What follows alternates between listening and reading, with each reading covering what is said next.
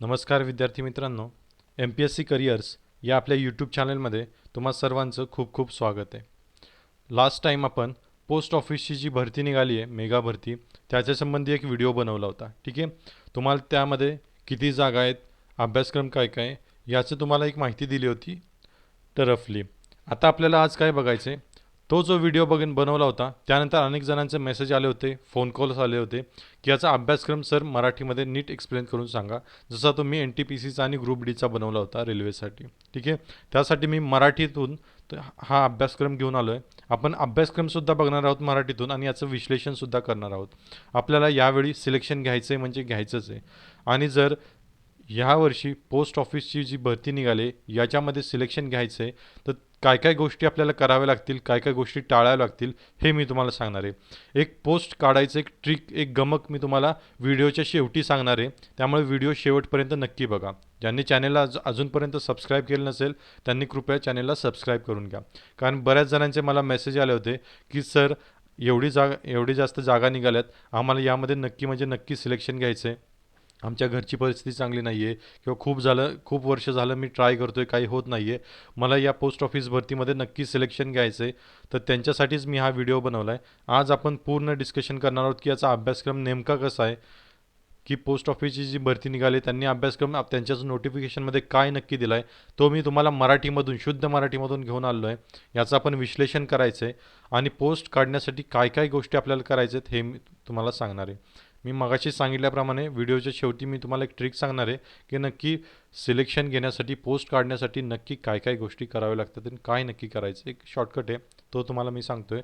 त्यावरती जर तुम्ही काम केलं तर तुम्हाला नक्की म्हणजे नक्की पोस्ट मिळेल. ठीक आहे, कारण जागा जास्त आहेत आणि ही हातची संधी घालवून चालणार नाही. ठीक आहे, त्यामुळे चालू करूयात आपण आजच्या व्हिडिओला. पोस्ट ऑफिस भरती 2020 संपूर्ण अभ्यासक्रम आणि विश्लेषण. ठीक आहे, बघूया आपण. पहिल्यांदा काय, हा जो पेपर 1 आहे, तुम्हाला माहिती आहे पेपर 1, पेपर 2 आणि पेपर 3 होणार आहे. त्यातला पेपर 1 खूप महत्त्वाचा आहे, याच्यावरती तुमचं सिलेक्शन होणार आहे. बरोबर. पेपर 1 मध्ये काय काय बघा. एकूण परीक्षेचा कालावधी पहिल्यांदा बघू, 90 मिनिटं आहे. ठीक आहे, एकूण प्रश्न आहेत तुमचे 100 प्रश्न एकूण आणि परीक्षेचा कालावधी आहे तुमचा 90 मिनिटांचा. 90 मिनिटं म्हणजे किती मित्रांनो, 1.5 तास. एवढा जास्त वेळ तुम्हाला मिळणार आहे, कारण जो टिपिकल पेपर्स असतात एम पी एस सीचे वगैरे, ते 100 प्रश्न असले तरी एकाच तासाचे असतात. बरोबर, 60 मिनिटाचे. इथं तुम्हाला 30 तास एक्स्ट्रा मिळते, कारण मॅथ्स आहे, याच्यामध्ये रिझनिंग आहे, हे सोडवायला थोडासा वेळ लागतो, त्यासाठी 1.5 तास इथं त्यांनी दिलेला आहे. त्यामुळे वेळ तर खूप आहे. ठीक आहे, सामान्य ज्ञानचे जे प्रश्न आहेत, ज्याला आपण जनरल नॉलेज म्हणतो, त्याचे 30 प्रश्न असणार आहेत. ठीक आहे, गणिताचे 40 प्रश्न असणार आहेत आणि बुद्धिमत्तेचे 30 प्रश्न असणार आहेत. आता याच्यातसुद्धा सामान्य ज्ञानमध्ये काय काय येतं ते तुम्हाला मी सांगणार आहे मराठीमधून. गणितामध्ये कोणकोणते घटक येणार आहेत आणि बुद्धिमत्तेमध्ये कोणकोणते घटक येणार आहेत हे मी तुम्हाला सांगणार आहे. तुमच्या सगळ्या शंकांचं निरसन आज मी या व्हिडिओमध्ये करणार आहे. तुमची कोणतीही शंका राहणार नाही. जरी तुम्हाला कोणतीही शंका असेल, कोणत्याही पॉईंटवरती डाऊट असेल तर तुम्ही आम्हाला टेलिग्रामवरती विचारू शकता. टेलिग्रामची लिंक आणि माझ्यासुद्धा आय डी खाली दिलेला आहे, त्यावरती क्लिक करून तुम्ही माझ्याशी कॉन्टॅक्ट करू शकता. ठीक आहे, काही डाऊट्स असू द्या, लाजू नका, बिनधास्तपणे विचारा. सगळं काही तुमच्यासाठी आहे. तुमचं सिलेक्शन आमच्यासाठी खूप महत्त्वाचं आहे, त्यासाठीच एवढा सगळा अट्टाहास चाललेला आहे. ठीक आहे, बघूया आपण काय काय समजलं आत्तापर्यंत तुम्हाला. 90 मिनिटाचा कालावधी आहे, एकूण प्रश्न आहेत 100. ठीक आहे, 1.5 तास आहे. सामान्य ज्ञान म्हणजे ज्याला आपण जी के म्हणतो, जनरल नॉलेज, ते 30 मार्काचं आहे. गणित आहे 40 मार्काला आणि बुद्धिमत्ता आहे 30 मार्क्सला. म्हणजे एवढे प्रश्न येणार आहेत, 30 प्रश्न, 40 प्रश्न आणि 30 प्रश्न परत. म्हणजे आता ज्यांनी आता N T P C, railway N T P C आणि पोस्ट ऑफिस या दोघांचा सुद्धा फॉर्म भरायचा आहे ज्यांना, त्यांना आता कळालं असेल की ह्या दोघांचा सिलेबस एकसारखाच आहे. बरोबर का. Railway N T P C किंवा group D, railway N T P C आणि पोस्ट ऑफिस रिक्रुटमेंट या दोघांचाही सिलेबस एकसारखाच आहे, हे लक्षात ठेवा. फक्त इथं काय होतं, एन टी पी सीच्या वेळी तुमचा जो जी एसचा पेपर होता सामान्य ज्ञानचा, जो 40 मार्काला होता आणि गणित 30 मार्काला होतं. बरोबर, आणि बुद्धिमत्तासुद्धा 30 मार्काला होतं. एवढाच फरक आहे. इथं फक्त काय आहे तर सामान्य ज्ञानाचं वेटेज 10 मार्कांनी कमी केलं आहे, 30 मार्क्सला आहे. गणित 40 मार्क्सला, गणिताचं 10 मार्कांनी वाढवलं आहे वेटेज पोस्ट ऑफिससाठी, आणि बुद्धिमत्ता 30 मार्क्सला, असं म्हणून 100 मार्क्सला. म्हणजे आता एक गोष्ट कळाली असेल, railway N T P C आणि पोस्ट ऑफिस सिलेबस एकसारखाच आहे. त्यामुळं असा वेगळा, ज्यांनी दोन्ही फॉर्म भरले त्यांना असा काही वेगळा अभ्यास करावा लागणार नाही आहे, एकाच रुटीनमध्ये अभ्यास करायचा आहे. ठीक आहे, कसं कसं अभ्यास करायचं तेही तुम्हाला मी सांगणार आहे. ठीक आहे, एवढं कळालं एक ओव्हरऑल स्ट्रक्चर. आता इन डिटेल जाऊया आपण, याच्या इन डिटेलमध्ये बघूया की काय काय गोष्टी आहेत. ठीक आहे, पहिल्यांदा बघूया पहिला घटक सामान्य ज्ञान. ठीक आहे, जनरल नॉलेज किंवा जनरल स्टडीज ज्याला म्हटलं जातं, सामान्य ज्ञान. याच्यामध्ये कोणकोणते घटक आहेत इन डिटेल्स आपण बघूया. याच्यामध्ये कोणकोण घटक आहेत. पहिला घटक आहे तुमचा भारताचा भूगोल. ठीक आहे, भारताचा भूगोल. याच्यामध्ये काय काय प्रश्न विचारू शकतात बघा. आपल्याला प्राकृतिक भूगोल सुद्धा करायचा आहे. ठीक आहे, आर्थिक भूगोल सुद्धा करायचा आहे. प्राकृतिक भूगोलमध्ये काय काय येणार तुमचा, तर हिमालय येणार, पर्वतरांगा, बरोबर, हिमालय असू द्या, सह्याद्री पर्वत असू द्या, नाही तर कोणत्याही इतर छोट्या मोठ्या पर्वतरांगा असू द्या. त्यानंतर नद्या, नद्या प्रणाली, बरोबर, गंगा नदी, सिंधू नदी, ब्रह्मपुत्रा नदी, या नद्यांचा अभ्यास येणार आहे. त्यांच्या उपनद्या येणार आहेत, बरोबर. अजून काय काय येऊ शकते याच्यामध्ये, निरनिराळी पठार आहेत, बरोबर, किंवा नद्यांनी वाहून आणलेल्या गाळामुळे जी मैदानं तयार झाली आहेत, बरोबर. त्यानंतर शेती वगैरे, ह्या सगळ्या गोष्टी तुमच्या प्राकृतिक भूगोलमध्ये कव्हर होणार आहेत. आर्थिक भूगोलमध्ये काय काय येणार आहे तुमच्या, तर वेगवेगळ्या प्रकारची खनिज कुठं कुठं सापडतात. झारखंडमध्ये बऱ्याच प्रमाणात खनिजे सापडतात. ठीक आहे, राजस्थानमध्ये सापडतात. ती कोणकोणती स्पेसिफिक, जर तुम्हाला दगडी कोळसा विचारला कुठं सापडतं, तुम्हाला सांगता आलं पाहिजे झारखंडमध्ये. ठीक आहे, किंवा जर शिशे कुठं सापडतं तर तुम्हाला सांगता आलं पाहिजे राजस्थानमध्ये. अशा ज्या गोष्टी आहेत या आर्थिक भूगोलमध्ये येतात. अजून काय विचारू शकतात, तर लोकसंख्येवरती एखादा प्रश्न येऊ शकतो. ठीक आहे, असा भारताचा भूगोल तुमचा कव्हर होणार आहे. ठीक आहे, मी जे इथं तुम्हाला विश्लेषण सांगतोय ना, हे लिहून घ्या तुम्ही. ठीक आहे, रनिंगमध्येच नोट्स बनवा आणि ह्या नोट्स तुमच्या, तुम्ही जिथं अभ्यास करता तिथे एकदा चिटकून ठेवा, म्हणजे तुम्हाला त्याचा खूप फायदा होईल. कारण आपल्या डोळ्यासमोर जेव्हा अभ्यासक्रम असतो, त्याचं विश्लेषण असतं, तेव्हा अभ्यास करायला सोपं जातं. त्यामुळं ते जे मी जे आत्ता तुम्हाला सांगतो हे खूप महत्त्वाचं आहे. परत परत व्हिडिओ बघण्यापेक्षा एकदाच याच्या नोट्स बनवून ठेवा आणि त्या चिटकून ठेवा तुमच्या डोळ्याच्या समोर, म्हणजे तुम्हाला खूप फायदा होईल याचा. ठीक आहे, सामान्य ज्ञानमधला जो 30 मार्काला आहे सामान्य ज्ञान, त्यातला पहिला घटक कळाला तुम्हाला, भारताचा भूगोल. दुसरा घटक काय बघूया आपण, भारताची राज्यघटना. आता भारताच्या राज्यघटनेमध्ये खूप डिटेलमध्ये एम पी एस सारखं जाणार नाही आहे ते. भारताच्या राज्यघटनेमध्ये एकदम वरवरचं विचारणार आहेत. म्हणजे काय काय विचारतील बघा तुम्हाला. अगदी राष्ट्रपती विचारतील, राज्यपाल विचारतील, पंतप्रधान विचारतील, किंवा लोकसभा विचारतील, बरोबर, राज्यसभा विचारतील, विधानसभा विचारतील, विधान परिषदा विचारतील. याच्यावरती वरवरचे प्रश्न विचारतील. किंवा लोकसभेची सदस्य संख्या किती असते. ठीक आहे, राष्ट्रपतीची निवड कशी होते. असे साधे सोपे प्रश्न विचारतील. किंवा न्यायाधीश असतील, न्यायाधिकरण असतील, उच्च न्यायालयाच्या न्यायाधीशाची नेमणूक कोण करतं, सर्वोच्च न्यायालयाच्या सरन्यायाधीशाची नेमणूक कोण करतं. असे बेसिक प्रश्न, जास्त डिटेलमध्ये जाणार नाहीत, असे प्रश्न विचारतील.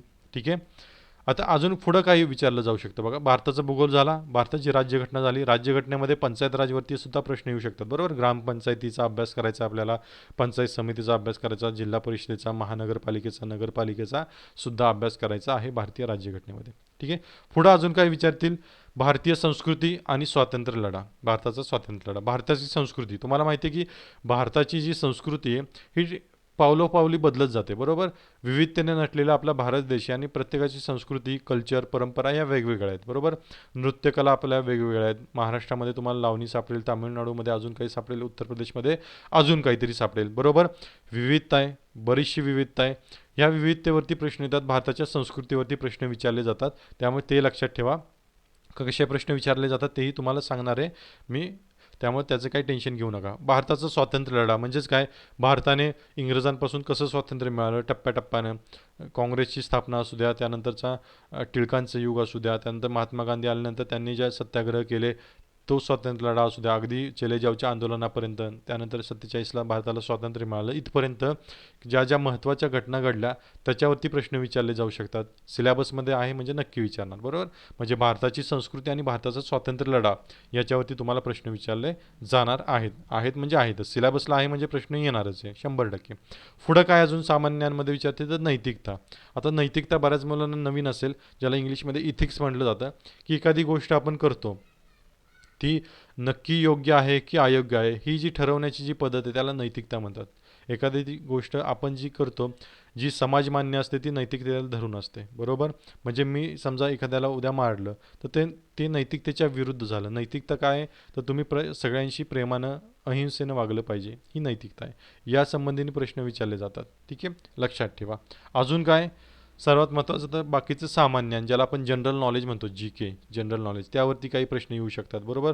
म्हणजे भारतातलं सर्वात उंच शिखर कोणतं, किंवा जगामधलं सर्वात उंच शिखर कोणतं, अशातले प्रश्न येऊ शकतात बऱ्यापैकी, ज्याला आपण सामान्य ज्ञान म्हणतो. पहिलं कोण, दुसरं कोण, हे जे विचारलं जातं किंवा हे कुठं सापडतं, ते कुठं सापडतं, हे सगळं सामान्य ज्ञानमध्ये कवर होतं, हे लक्षात ठेवा. ठीक आहे. म्हणजे सामान्य ज्ञानमध्ये हे किती घटक झाले बघा, 5 घटक सामान्य ज्ञानच्या सिलेबसला दिलेले आहेत. भारताचा भूगोल, भारताची राज्यघटना, भारताची संस्कृती आणि स्वातंत्र्य लढा म्हणजे इतिहास, बरोबर, नैतिकता आणि जनरल नॉलेज, सामान्य ज्ञान, हे 5 घटक दिलेत. आणि प्रश्न किती आहेत एकूण विचारण्यात, याच्यावरती 30 प्रश्न विचारले जाणार आहेत. म्हणजे बघा, सरासरी 6 प्रश्न प्रत्येक घटकावरती, म्हणजे भूगोलावरती 6 प्रश्न, राज्यघटनेवरती 6 प्रश्न, इतिहासावरती 6 प्रश्न, नैतिकतेवरती 6 प्रश्न आणि जनरल नॉलेजवरती 6 प्रश्न. हे सरासरी सांगतोय बरं का, असेच विचारले जातील असं काही नाही. एखाद्या वेळेला एखाद्या ह्याला 4 विचारतील किंवा दुसऱ्या ह्याला 8 प्रश्न विचारले सुद्धा जाऊ शकतात, बरोबर. ते आता एक्झामिनर प्रश्नपत्रिका कसा सेट करतो त्याच्यावरती, पण याच्यावरतीच प्रश्न विचारले जाणार आहेत सामान्य ज्ञानावरती. आणि तुमच्या माहितीसाठी सांगतो की याच्यावरती आपण व्हिडिओ सिरीज पण बनवणार आहोत. म्हणजे पोस्ट ऑफिस आणि NTPC यालाच पकडून, याचा सिलेबस बेस पकडून व्हिडिओ लेक्चर्ससुद्धा मी बनवणार आहे. त्याचा तुम्हाला खूप फायदा होईल. ते व्हिडिओ लेक्चर्स नक्की बघा. एक्झाम ओरिएंटेड असतील, बाकीचा फापट पसरा आपण घेत नाही, तुम्हाला माहितीच आहे. एक्झॅक्ट परीक्षेला काय विचारलं जातं तो सगळा डेटा घेऊन तुमच्यासमोर येणार आहे. आणि तुम्हाला काय करायचं, फक्त व्हिडिओज बघायचेत आणि त्याच्या नोट्स काढायच्यात आणि त्याच्या रिव्हिजन्स करायचेत, बस एवढंच काम करायचं आहे. तुम्हाला याच्यातला एकही मार्क जाणार नाही. सगळंच्या सगळा भूगोलावरती सगळे लेक्चर्स तुम्हाला देणार आहे, राज्यघटनेवरचे सगळे लेक्चर्स तुम्हाला देणार आहे, संस्कृती, भारताचा स्वातंत्र्य लढा यावरती सगळे लेक्चर्स बनवणार आहे, नैतिकता याच्यावरती सगळे प्रश्न बनवणार आहेत, सामान्य ज्ञान याच्यावरती सुद्धा प्रश्न बनवले जाणार आहेत, व्हिडिओ लेक्चर्स बनवले जाणार आहेत. हे लक्षात ठेवा. त्यामुळं सगळं हा डेटा मी तुम्हाला सगळा देणार आहे.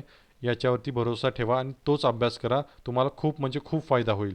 त्यामुळे आता बऱ्याच जणांना प्रश्न पडला असेल, सर भूगोल आहे ठीक आहे, राज्यघटना आहे ठीक आहे, पण आम्ही करू कुठून, बरोबर ना. त्यासाठीच सांगतो की मी याच्यावरती व्हिडिओ लेक्चरची सिरीज बनवणार आहे अगदी लवकरात लवकर, म्हणजे आठवड्यातच. त्यामुळे त्याचा तुम्हाला खूप फायदा होईल. लवकरात लवकर तुम्ही व्हिडिओज ते नक्की बघा, तुम्हाला नक्की फायदा होईल. ठीक आहे. हे नोट डाऊन करून ठेवा. आपण पुढं जाऊया. व्हिडिओ लेक्चरचं फक्त लक्षात ठेवा. ठीक आहे. पुढं काय अजून, गणित. दुसरा पेपर तुमचा गणिताचा, म्हणजे दुसरा घटक आहे तुमचा गणित. गणितावरती काय काय विचारलं जाऊ शकतं बघा. त्यांनी सिलेबसलाच दिलं आहे की कम भागू बेव, बोडोमास ज्याला इंग्लिशमध्ये म्हणतात, कम भागू बेव, बेरीज, वजाबाकी, गुणाकार, भागाकार याच्यावरती प्रश्न विचारले जाऊ शकतात.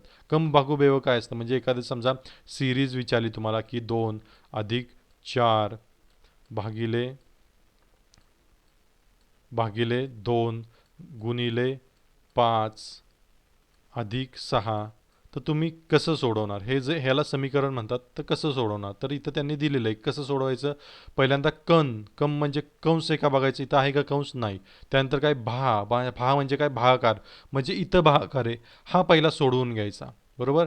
त्यानंतर काय करणार, म्हणजे काय जाणार, 2 अधिक 4 भागिले 2 किती येतं, 2 येतं, बरोबर. गुणिले 5 अधिक 6 आहे, असंच राहिलं, बरोबर.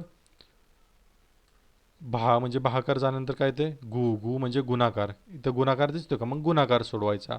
त्यानंतर मग म्हणजे बेरीज, त्यानंतर वजाबाकी असेल तर वजाबाकी, ह्या क्रमाने सोडवायचं असतं. याला म्हणतात बोडोमास किंवा मराठीमध्ये म्हटलं जातं कम भागू बेव. म्हणजे पहिल्यांदा कंस सोडवायचा, त्यानंतर भागाकार सोडवायचा, त्यानंतर गुणाकार सोडवायचा, त्यानंतर बेरीज सोडवायची, त्यानंतर वजाबाकी सोडवायची.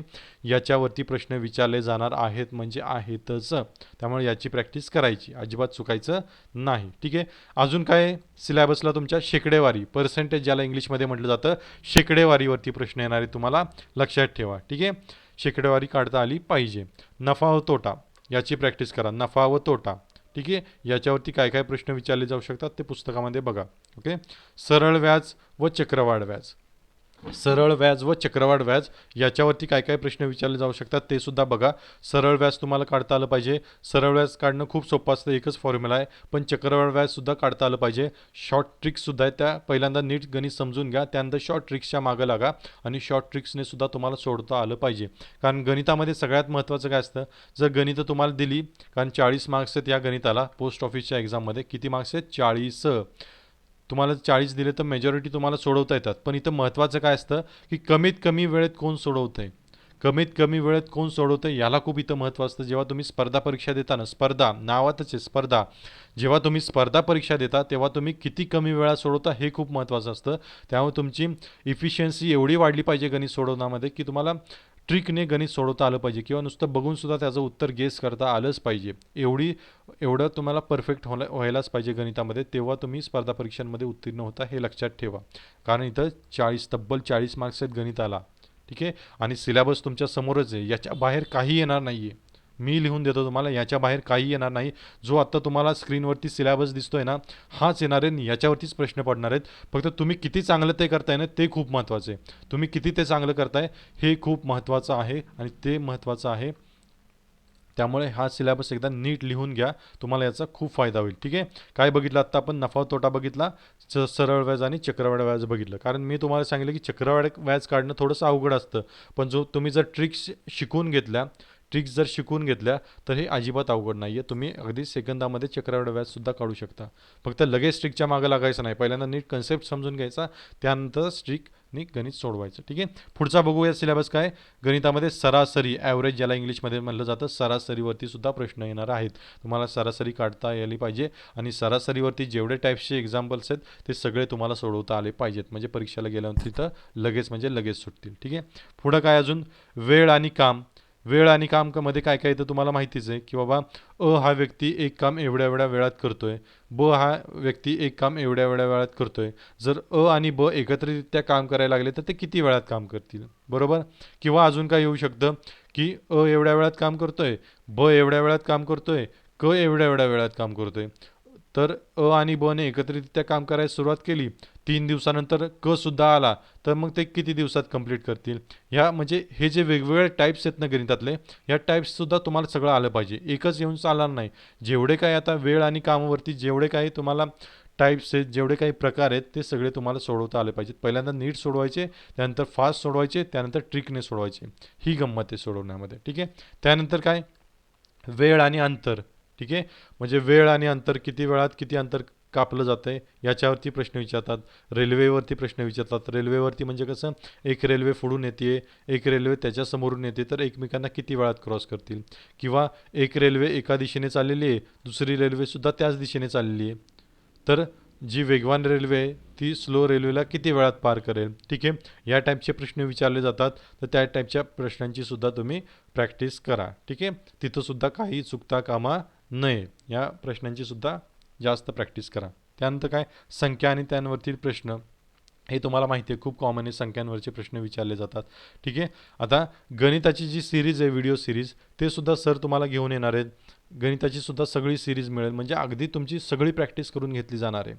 तुम्हाला फक्त काय करायचं, त्याची प्रॅक्टिस करायची. तुम्हाला व्हिडिओज मिळतील, सगळे व्हिडिओ बघायचे, तसे सोडवायचा प्रयत्न करायचा, आणि नंतर प्रॅक्टिस करायची, म्हणजे एकदम परफेक्टच झाला पाहिजे तुम्ही. मगाशी मी तुम्हाला काय सांगितलं, जर गणित आपल्याला किती मार्क्सला आहे? 40 मार्क्सला आहे, बरोबर? गणित किती मार्क्सला आहे तुम्हाला? 40 मार्क्सला आहे. सगळ्यात जास्त वेटेज यालाच आहे, गणिताला. मग याच्यामध्ये आउट ऑफ मार्क्स कसे पाडायचे? ठीक आहे, गणितामध्ये आउट ऑफ मार्क्स पडणं सोपं नसतं, पण अवघड पण नसतं. का? कारण का? तर प्रॅक्टिस. तुम्ही किती चांगली प्रॅक्टिस करता हे खूप महत्त्वाचं आहे, बरोबर आहे का? किती चांगली प्रॅक्टिस करता हे खूप महत्त्वाचं आहे. म्हणजे तुम्हाला आता करायचं काय, व्हिडिओज हे सगळे तुम्हाला देणार आहे, एकही याच्या बाहेरचा प्रश्न येणार नाही आहे. त्यामुळं हे जे तुमच्या स्क्रीनवर दिसते, याच्या बाहेर एकही प्रश्न येणार नाही आहे. मग जर एकही प्रश्न याच्या बाहेर येणार नसेल, तर मग तुमचं काम अजून सोपं होतं. तुम्हाला करायचं काय, जे आम्ही तुम्हाला व्हिडिओ लेक्चर्स देणार आहे, ते लेक्चर्स बघायचे आहेत, त्यानुसार गणितं सोडवायचा प्रयत्न करायचा आहे, सोडवायचेत. ठीक आहे, आणि परत घरी येऊन तुम्ही प्रॅक्टिस करायचं आहे त्याचं. आणि जर तुम्हाला काही डाऊट्स असतील तर तुम्ही लगेच टेलिग्रामवरती विचारू शकता. तुम्हाला ID दिलेला आहे टेलिग्रामचा, तुम्ही लगेच मेसेज करू शकता, आणि प्रत्येकाला आम्ही रिप्लाय करतो. कुणालाही विदाऊट रिप्लाय सोडत नाही, प्रत्येकाला आम्ही रिप्लाय करतो. तेवढं आहे. व्हिडिओची क्वालिटी आहे ती जबरदस्तच असणार आहे, काही वादच नाही त्याबद्दल्यात. तुम्ही जुन्या स्टुडंट्सला आमच्या विचारू शकता व्हिडिओची क्वालिटीबद्दल. कारण का, बरेच मुलं व्हिडिओसाठी विचारणा करतात, एवढं त्यांचं वेटिंगला असतं, त्यामुळे तुम्हाला याचा खूप फायदा होणार आहे. त्यामुळे ज्यांनी चॅनलला अजून सबस्क्राईब केलं नसेल त्यांनी चॅनलला नक्की सबस्क्राईब करून घ्या. तुम्हाला याचं लेक्चरसुद्धा मिळणार आहेत, गणिताचे सुद्धा. म्हणजे तुमच्या स्क्रीनवर जे काही तुम्हाला आत्ता दिसतंय ना, हे सगळं तुमच्या सिलेबसला येणार आहे.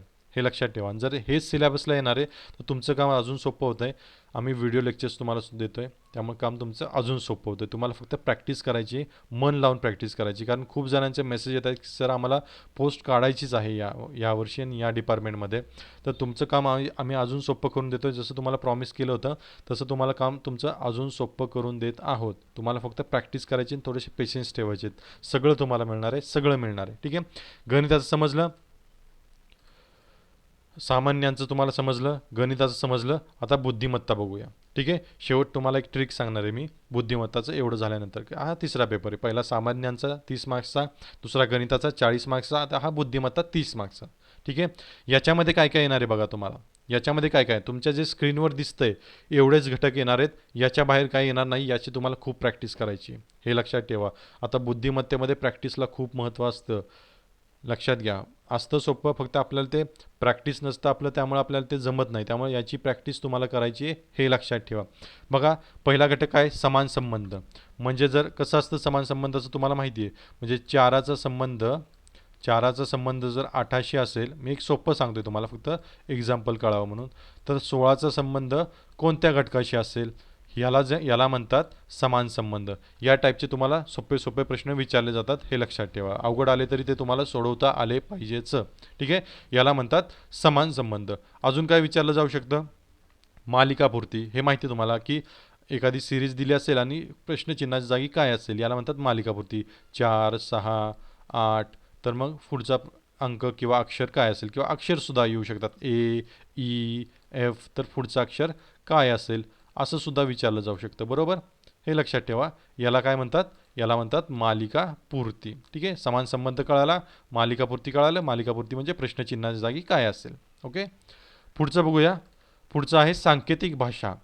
सांकेतिक भाषा हे तुम्हाला माहिती आहे की एखादा संकेतांकमध्ये दिला असेल. म्हणजे पेन बरोबर एखाद्या सांकेतिक भाषेमध्ये पेन बरोबर 14,1415, तर कॅट बरोबर काय, तर कॅट बरोबर काय असा हा संकेतांक विचारला जातो. कॅट बरोबर काय असा संकेतांक विचारला जातो, याला म्हणतात सांकेतिक भाषा. ठीक आहे, म्हणजे जर पेन बरोबर 1415 असेल तर कॅट बरोबर काय. मी फक्त एक एक्झाम्पलला सांगतोय तुम्हाला की असे प्रश्न विचारले जाऊ शकतात, याला म्हणतात सांकेतिक भाषा. ठीक आहे, नंतर काय विसंगत घटक. हे तुम्हाला माहिती आहे, सोपं असतं. म्हणजे जे विसंगत आहे, जे चुकीचं आहे ते सिरीजमधनं बाहेर काढायचं, याला म्हणतात विसंगत घटक. ठीक आहे, पुढचं महत्त्वाचं आहे नातेसंबंध. याच्यावरती प्रश्न येतातच येतात. नातेसंबंध, ब्लड रिलेशन ज्याला इंग्लिशमध्ये म्हटलं जातं, नातेसंबंध. हा याचा मामा आहे, तो त्याचा काका आहे, तर हा याचा कोण, या संबंधीचे जे प्रश्न विचारले जातात ते येतात तुमच्या नातेसंबंधामध्ये. ठीक आहे, पुढचं काय विश्लेषणात्मक क्षमता. म्हणजे तुम्ही एखादा सिनारिओ दिला तर त्याचं विश्लेषण किती चांगल्या प्रकारे, एखादा जर पॅसेज दिला तुम्हाला वाचायला तर त्याचं तुम्हाला किती चांगलं आकलन होतं आहे, त्याच्यावरती तुम्ही किती चांगले प्रश्न सोडवताय हे याच्यामध्ये तपासलं जातं. ठीक आहे, त्यासाठी तुम्हाला ते मराठीतूनच असणार, त्यामध्ये तुम्हाला कळून जाईल. पुढचे तर्कसंगतता. याच्यावरती प्रश्न येतातच येतात, याला सिलॉजिझम म्हटलं जातं. म्हणजे तुम्हाला माहिती आहे की डायग्रॅममध्ये डायग्रॅम काय असतं ते तुम्हाला सांगतो. तर्कसंगतता, ज्यांना एकदमच नवीन आहे तर्कसंगतता त्यांना मी सांगतो की थोडंसं विश्लेषण करून सांगतो की तर्कसंगतता म्हणजे काय, सिलॉजिझम म्हणजे काय. म्हणजे तुम्हाला असं माहिती असेल की सर्व शिक्षक, ज्याला टीचर म्हणतो, सर्व शिक्षक हे विद्यार्थी आहेत, मग गोलात गोल काढायचं. सर्व शिक्षक हे विद्यार्थी आहेत, सर्व विद्यार्थी हे माणूस आहेत, मग अजून गोलात गोल असं. किंवा काही शिक्षक, काहीला काय येतं असं येतं, काही शिक्षक हे विद्यार्थी आहेत असं. मग त्यावरती परत तुम्हाला प्रश्न विचारले जातात, ते सोडवायचं असतं. ठीक आहे, त्याला म्हणतात तर्कसंगतता. आता ज्यांना हे नवीन असेल त्यांना प्रश्न पडला असेल की हे मग सोडवायचं कसं सर, प्रॅक्टिस कुठून करायची. तर हेही सांगतो की जसं आपण सामान्यांची व्हिडिओ सिरीज आहे, गणिताची व्हिडिओ सिरीज चालू करणार, तसं बुद्धिमत्तेची सुद्धा व्हिडिओ सिरीज तुम्हाला मिळणार आहे. त्यातून तुम्हाला हे सगळे घटक जे तुमच्या आता स्क्रीनवर दिसतात आणि जे तुम्हाला एक्झामला येणार आहेत ते सर्व घटक घेणार आहोत आपण. म्हणजे एक्झामच्या बाहेर काही नाही आहे. म्हणजे तुमचा वेळसुद्धा वाचणार आहे आणि एक्झॅक्ट तुम्हाला सगळ्या गोष्टी मिळणार आहे. तुम्हाला सगळं सोपं करून देतो आहे. तुम्हाला फक्त करायचं आहे काय, तर तुम्हाला व्हिडिओ बघायचे तर त्याची रिव्हिजन करायची, नोट डाऊन करून घ्यायचं आणि त्याची रिव्हिजन करायची. एवढेच कष्ट करा, तुम्हाला नक्की म्हणजे नक्की मार्क्स तुम्हाला चांगले पडतील याची गॅरंटी आहे. कारण आपण इतर काही घेत नाही की उगाच व्हिडिओ लेंदी करायचा म्हणून त्यात काही अजून टाकलं असं काही होणार नाही आहे. असं काही होणार नाही. जे एक्झॅक्ट तुम्हाला परीक्षेला आहे तेच नक्की व्हिडिओमध्ये असेल, तेच नक्की लेक्चरमध्ये असेल. त्यामुळे याच्या पलीकडे काही करायचं नाही आहे तुम्हाला, काही. हेच करा नक्की, म्हणजे नक्की तुमचे मार्क्स वाढतील, त्यात काही आम्हाला काही डाऊट नाही आहे. ठीक आहे, नक्की हे करा. पुढचं काय, तर्कसंगतता कळली. When diagram. व्हेन डायग्रॅम्समध्ये तुम्हाला माहितीच आहेत. हे याच्यात आत्ताच जसं दाखवलं ते व्हेन डायग्रॅम्स असतं. 4 4 मग कॉमन किती असतील 2, याला म्हणतात व्हेन डायग्राम. ठीक आहे, ते तुम्हाला व्हिडिओ लेक्चर्समध्ये कळून जाईल. दिशा. दिशांवरती प्रश्न येतात बरोबर ना. समजा रमेश उत्तरेकडे चालत गेला, थोड्या वेळाने तो डावीकडे वळला, नंतर थोडासा परत उत्तरेकडे गेला, तर तो मूळ स्थानापासून कोणत्या दिशेला असेल, यासंबंधी जे प्रश्न विचारले जातात ते दिशा या कॅटेगरीत येतात, ज्याला इंग्लिशमध्ये डायरेक्शन असं म्हटलं जातं. पुढचा घटक आहे, पुढचा घटक आहे विधान व निष्कर्ष. म्हणजे एखादं विधान दिलं असेल, त्याच्यावरून 2 किंवा 3 निष्कर्ष दिले असतील, त्यातला कोणता निष्कर्ष योग्य आहे ते तुम्हाला ओळखायला सांगतात बरोबर. एखादं विधान दिलं जाईल, काही दिलं जाईल की भारत हे लोकशाही राज्य आहे, मग त्याच्यावरती खाली निष्कर्ष दिले जातील, काही दिले जातील, त्यातून तुम्हाला योग्य असा निष्कर्ष ओळखायचा असतो. ठीक आहे, आलं लक्षात. आता आपण काय काय बघितलं बघा. सामान्यांचे सगळे घटक बघितले, बुद्धिमत्तेचे सगळे घटक बघितले, सामान्यान तुम्हाला सगळं सांगितलं, भूगोल, राज्यघटना, इतिहास, नैतिकता, सामान्यान. ठीक आहे, गणितामध्ये कम भागू बेव, शेकडेवारी, नफा व तोटा, सरळ व्याज, चक्रवाढ व्याज, सरासरी, वेळ व काम, वेळ व अंतर, संख्या व त्यांवरील प्रश्न आणि बुद्धिमत्तेचे हे सगळे आत्ता जे बघितले. आता मार्क्स नक्की वाढवायचे कसे. आता तुम्हाला सिलेबस कळाला आहे. पहिली स्टेप ही असते की तुम्हाला सिलेबस कळायला पाहिजे बरोबर ना. ह्या शत्रू आहे आपला, परीक्षा म्हणजे शत्रू असतो बरोबर ना. शत्रूशी लढताना आपण कशी शत्रूची सगळी माहिती घेतो. शत्रूची माहितीच नाही ना आपण लढायला गेलो असं कधी होत नाही बरोबर आहे ना. आत्ता आपण काय केलं, शत्रूची सगळी माहिती घेतली म्हणजे अभ्यासक्रम नीट समजून घेतला. मी तुम्हाला काय सांगितलं, आता हे अभ्यासक्रम लिहून घ्या आणि तुमच्या समोर जिथं तुम्ही अभ्यासाला बसता तिथं चिटकून ठेवा, म्हणजे सारखं डोळ्यासमोर राहील. ठीक आहे, ही झाली पहिली स्टेप. मी तुम्हाला सांगतो की पोस्ट कशी मिळवायची, सिलेक्शन कसं घ्यायचं आहे ते. ठीक आहे, अजिबात आळस करायचा नाही, अजिबात आळस करायचा नाही. नोट्स काढायला सुद्धा जे सांगतोय ते नीट करायचं, काटेकोरपणे करायचं. तुमचे मार्क्स नक्की वाढतील, कट ऑफच्या नक्की पुढे असाल. 4 5 10 मार्क्स तरी कट ऑफच्या तुम्ही नक्की पुढे असाल, माझी गॅरंटी आहे. फक्त नीट करायचं, काय सांगतोय ते नीट करायचं. ठीक आहे, पहिला तर झाला सिलेबस, नीट समजून घ्यायचा.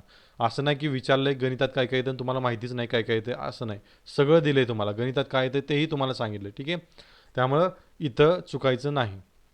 ठीक आहे, आता पुढची गोष्ट बघा काय करायचं. अभ्यासक्रम समजला. दुसरी गोष्ट काय करायची, आता तुम्हाला लेक्चर्ससुद्धा देणार आहे. ठीक आहे, लेक्चर्स नीट बघायचे, लेक्चर्स नीट बघायचे. लेक्चरमध्ये जे जे शिकवणार आहे, जो जो तुम्हाला डेटा घेऊन येणार आहे, त्याच्या रनिंगमध्ये नोट्स काढायच्या. लेक्चर समजून घ्यायचं, समजताच नोट्स काढायच्या त्याच्या. ठीक आहे, नोट्स काढायच्या, शॉर्टमध्ये काढायच्या, फापट पसारा करायचा नाही. ठीक आहे, वाटलं तुम्ही नोट्स मला सुद्धा पाठवू शकता टेलिग्रामवरती. मी तुम्हाला ID दिलेला आहे डिस्क्रिप्शन बॉक्समध्ये. मी तुम्हाला त्या करेक्ट करून सुद्धा पाठवून देईन. काय त्यात चूक असतील तेव्हा त्यासुद्धा सांगेन. ठीक आहे, ही दुसरी गोष्ट. काय सांगितलं, पहिलं तर अभ्यासक्रम, दुसरे जे व्हिडिओ लेक्चर्स आहेत ते नीट समजून घ्यायचे आणि त्याच्या रनिंगमध्ये नोट्स काढायच्या. जर नोट्स काढल्यात, तिसरी गोष्ट, ज्या नोट्स काढल्यात त्याची रिव्हिजन करायची, वारंवार रिव्हिजन करायची. असं इंग्लिशमध्ये म्हटलं जातं की revision is the mother of memory. तुम्ही जेवढी जास्त रिव्हिजन कराल तेवढं जास्त तुम्हाला मेमरी वाढते तुमची, हे लक्षात घ्या. त्यामुळे रिव्हिजन करायला अजिबात लाजायचं नाही. ओके, आणि पुढची गोष्ट, लेक्चर समजल्यानंतर सगळं काही समजलंय असं वाटायला लागतं आणि इथंच मुलं चुकतात. ठीक आहे, स्वतःला परीक्षेला जायच्या अगोदर नीट चेक करत नाहीत, नीट टेस्ट करत नाहीत की आपला खरंच अभ्यास झाला आहे का. कारण का, आपल्याला समजणं ही एक वेगळी गोष्ट असते आणि परीक्षेमध्ये जाऊन उत्तर बरोबर लिहिणं ही एक वेगळी गोष्ट असते, हे लक्षात घ्या. कारण मल्टिपल चॉईस आपण जेव्हा क्वेश्चन सोडवतो ही थोडीशी वेगळी गोष्ट असते आणि आपल्याला अभ्यासक्रम समजला असणं ही थोडीशी वेगळी गोष्ट असते. बऱ्याचशा मुलांचे हे लिंक करण्यात तफावत होते, त्यामुळे मार्क्स पडत नाहीत, हे लक्षात घ्या. काही काही मुलांचा अभ्यास खूप चांगला असतो तरीसुद्धा परीक्षेला मार्क्स पडत नाहीत. बऱ्याच जणांचं असं होत असेल. हे काय होतं, कारण आपण डिरेक्टली परीक्षेला जातो, त्या अगोदर आपण आपल्याला कधीच टेस्ट करत नाही, बरोबर आहे ना. त्यासाठी सगळ्यात महत्त्वाची गोष्ट काय, तुम्हाला टेस्ट करा. म्हणजेच काय, तुम्ही टेस्ट सिरीज जास्तीत जास्त सोडवा, टेस्ट सिरीज जास्तीत जास्त सोडवा असं मी तुम्हाला म्हणतो आहे. ठीक आहे, असं केल्याने काय होईल, तुमचा जो अभ्यास झाला आहे पूर्ण आणि तुमचं जे तुम्हाला टेस्टिंग होणार आहे मेन परीक्षेला, याच्या अगोदर जेव्हा तुम्ही परीक्षा द्याल, जेव्हा मेन परीक्षा द्याल, तेव्हा तुम्ही स्कोरिंगला एवढं पुढं जाल ना, एवढं पुढं जाल की कट ऑफ खूप मागं राहील. फक्त तुम्हाला करायचं आहे काय, व्हिडिओ नीट समजून घ्यायचे आहेत, त्याचे नोट्स काढायच्यात, त्याची रिव्हिजन खूप वेळा करायची आणि सगळ्यात शेवटची स्टेप खूप महत्त्वाची आहे, तुम्हाला टेस्ट सोडवायचे आहेत. तुम्ही जेवढा टेस्ट सोडवताल तेवढं तुम्ही अख्ख्या महाराष्ट्राच्या पुढं असणार आहे, हे लक्षात ठेवा. त्यामुळे टेस्ट सोडवायला सुद्धा आळस करू नका. जास्तीत जास्त टेस्ट सोडवा. ठीक आहे. आम्ही सुद्धा टेस्ट सिरीज तुम्हाला घेऊन येणार आहे. 15 तारखेपासून याची टेस्ट सिरीज NTPC चालू होणार आहे. 15 ऑक्टोबरपासून टेस्ट सिरीज चालू होणार आहे. पण तुम्हाला व्हिडिओच्या स्टार्टिंगलाच सांगितलं की NTPC आणि पोस्ट ऑफिस या दोन्हींचा सिलेबस सारखाच आहे. त्यामुळे त्या टेस्टसुद्धा तुम्ही सोडवू शकता. ज्यांना ज्यांना टेस्ट पाहिजे त्यांनी ग्रुपमध्ये सांगू शकता की आम्हाला टेस्ट पाहिजेत म्हणून. त्यांना टेस्ट प्रोव्हाइड करण्यात येईल. त्यांनी नक्की सोडवा. टेस्टसुद्धा क्वालिटी असणार आहेत. क्वालिटीशी कोणतंही कॉम्प्रोमाइज केलेलं नसणार आहे, हे लक्षात घ्या. क्वालिटीशी कोणतंही कॉम्प्रोमाइज केलेलं नसणार आहे, हे लक्षात घ्या. ठीक आहे. टेस्टसुद्धा क्वालिटी असणार आहेत. ज्या एक्झॅक्टली परीक्षेला विचारलं जातं ना, त्याच टेस्ट असणार आहेत, हे लक्षात घ्या. त्यामुळं तुमचं नाव नक्की सांगा, ज्यांना ज्यांना टेस्ट पाहिजेत त्यांच्यासाठी. पण टेस्ट नक्की सोडवा. मी तर रिकमेंड करेन की तुम्ही टेस्ट नक्की सोडवा. जर तुम्हाला सिलेक्शन पाहिजे असेल याच वर्षी याच पोस्टला, तर तुम्ही नक्की टेस्ट सोडवा. ठीक आहे. ज्यांनी चॅनलला सबस्क्राईब केलं नसेल त्यांनी सबस्क्राईब करा. डिस्क्रिप्शन बॉक्समध्ये आमची लिंक आहे. तुम्हाला काही डाऊट्स असतील तर तिथं जाऊन तुम्ही विचारू शकता. तुम्ही आत्तापर्यंत आपल्या चॅनलला खूप खूप प्रेम देत आहे. असंच प्रेम देत राहा. ज्यांना चॅनल आपला आवडला असेल, ज्यांना आपला व्हिडिओ आवडला असेल, आजचं लेक्चर आवडलं असेल, त्यांनी चॅनलला आणि व्हिडिओला नक्की लाईक करा आणि तुमच्या मित्रांपर्यंतसुद्धा व्हिडिओला शेअर करा. Thank you very much. उद्या आणि सर्वात महत्त्वाचं सायन्सचे लेक्चर्स उद्यापासून चालू होत आहे. ते संध्याकाळी रोज सायन्सचे लेक्चर्स तुम्हाला मिळतील. Thank you very much. थँक्यू.